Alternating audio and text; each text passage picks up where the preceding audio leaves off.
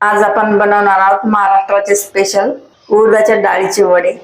तर इथे मी एक वाटी डाळ घेऊन डाळीला 1 तास पाण्यामध्ये भिजवून ठेवलं होतं आणि बघा डाळ छान फुललेली पण आहे। डाळीला टाकायचं मिक्सर जार मध्ये 2 चमच डाळ बाजूला ठेवलेली आहे। तर डाळ ग्राइंड करून घेऊयात। तर डाळीला अशा प्रकारे ग्राइंड करून घेतलेला आहे। डाळीचं बॅटर टाकायचं एका भांड्यामध्ये। बॅटर मध्ये ही 2 चमच डाळ बाजूला ठेवली होती ती टाकायची आहे। 2 चमच टाकायचं बेसन,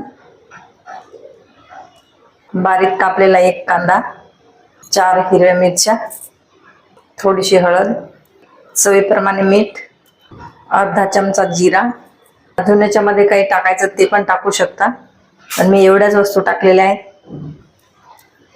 याला हाताने छान मिक्स करून घ्यायचं। याच्यामध्ये पाणी टाकायची गरज नाही, पाण्याची गरज पडली तरच पाणी टाकायचं आहे।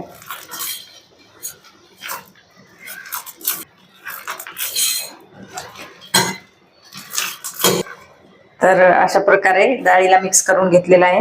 तर इथे हाताला थोडंसं तेल लावून मनपसंत साईजचे वडे बनवून घेऊ शकता।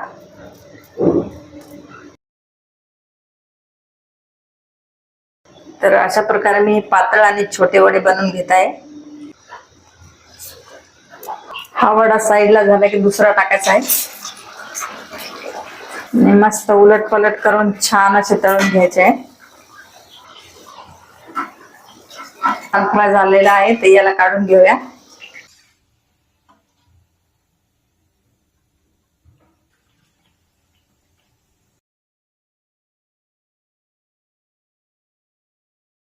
तर बघा एकदम छान वडे झालेले आहेत, एकदम हॉटेल सारखे।